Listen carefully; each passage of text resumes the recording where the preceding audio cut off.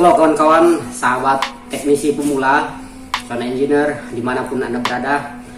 Menurut saya equalizer itu fungsinya untuk menyetarakan, terus mengangkat suara, boost atau melemahkan, terus mempererat kasih sayang. Oke, itu aja intermezzo. Setidaknya fungsi dari equalizer untuk mengenakan sehingga suara yang kita dengarkan sesuai dengan apa yang kita harapkan. Lebih jelasnya ikuti terus PBS TCC Bundu.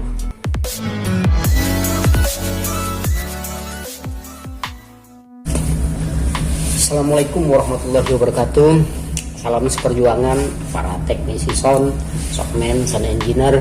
Di sini saya akan menjelaskan sekilas secara garis besar khusus untuk pemula bagaimana ringkasan secara cepat belajar yang nama equalizer ya.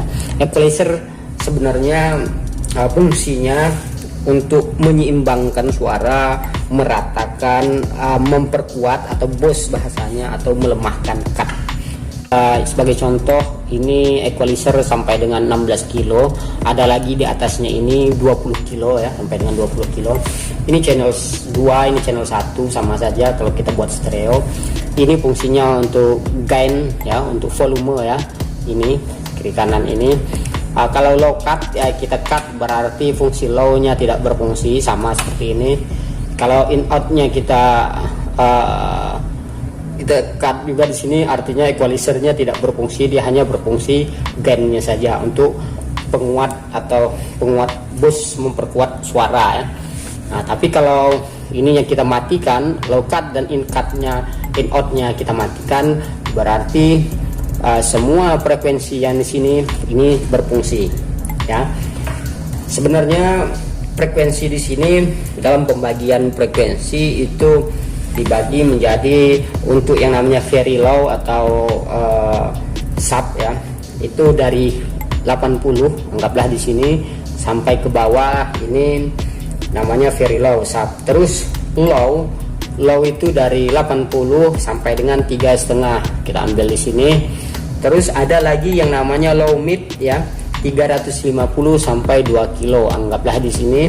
Terus ada lagi namanya high mid, itu dari 2 kilo sampai dengan 6 kilo.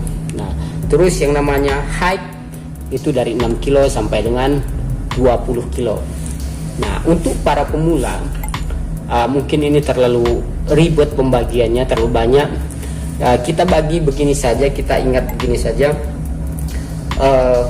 Untuk low itu dari 20 sampai dengan 350, untuk midnya 350 sampai dengan 6 kilo, untuk high-nya 6 kilo sampai dengan 20 kilo. Low, high, mid. Nah, contohnya kalau kita untuk karaoke, ketika ada suara feedback, sebagai sound engineer, sebagai soundman, sebagai teknisi sound, tentunya harus tahu suara yang dihasilkan atau suara feedback tersebut. Ketika suara berdengung ya, berdengung, berarti yang kita mainkan, kita turunkan. Ini ketika kita memainkan dengan mikrofon ya, atau terjadinya feedback. Ketika terjadi nging, nah biasanya itu berdiri dari 1 kilo ini sampai dengan 4 kilo ini. Ini biasanya yang terjadi di lapangan.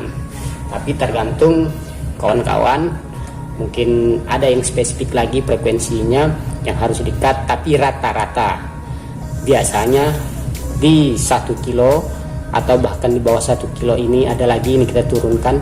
Disinilah ketika terjadi treble untuk high ya. Jadi ketika terjadi dengungan atau berasalnya dari sub atau dari 40, 60, 100 sampai dengan 160 bahkan 250.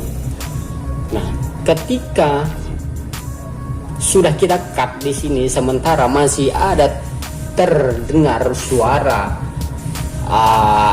feedback tersebut, inilah bantuannya dari mic control. Kita kurangi dari mic control seperti sini. Di sini ada amplifier ya, mic tune dari ampli ini tergantung apakah low, apakah mid, apakah treble, kita kurangi. Kalau dia nggak, berarti yang kita mainkan adalah, yang kita cut adalah treble dan middle. Ketika frekuensi di sini sudah memang detail, sudah banyak yang kita turunkan.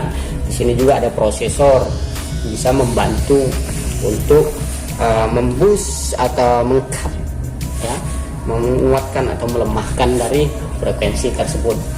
Begitu juga ketika kita memainkan nada musik seperti musik saja tanpa harus mic, tentunya lebih mudah, tergantung selera. Jika ada equalizer, ketika di sini sudah di tune control, di sini anggaplah subnya kurang nendang, di sini sudah sekitar jam 12-an sudah diangkat, di sini sudah diangkat. Di equalizer bisa diangkat, tergantung keinginan atau selera yang mana yang diangkat. Misalkan sub, seperti kalau sub atau bass yang kita angkat adalah 40, 60 di 100 ini begini bentuknya. Nah, atau suaranya, suara high-nya kurang, asal kurang tajam bahasanya, di sound itu kurang tajam. Nah, kita mainkan saja di 4 kilo, 2,5 di sini yang kita mainkan. Itu saja, ini jangan dimainkan. Tapi kalau kita untuk memainkan sub berarti 40, 60 sampai dengan 100 ini yang kita mainkan. Nah, inilah secara garis besarnya tentang equalizer. Ya, tentunya banyak lagi kegunaannya dan cara pemasangan di belakangnya kita lihat ya. Oke. Ini adalah tampak belakang dari equalizer, rata-rata seperti ini ya. Ini seperti di depan tadi, ini channel 1, ini channel 2, sama saja kita bahas di sini. Untuk input ya, inputnya itu dari sini. Ini bisa menggunakan, kalau kita ada kabel RCA, ada colokan tambahan seperti ini. Nah, antara input ini dengan ini sama saja ya. Terus outputnya begitu juga, ketika ada kita memakai kabel RCA bisa tambahan dengan ini juga sama di sini. Antara ini dengan ini paralel ya. Jadi outputnya ini dengan ini paralel. Begitu juga inputnya ini dengan ini paralel. Artinya bisa kita gunakan ini, bisa kita gunakan ini. Nah, jadi misalkan kita dari mixer bisa ke sini, outnya ke sini. Ini bisa juga langsung ke power.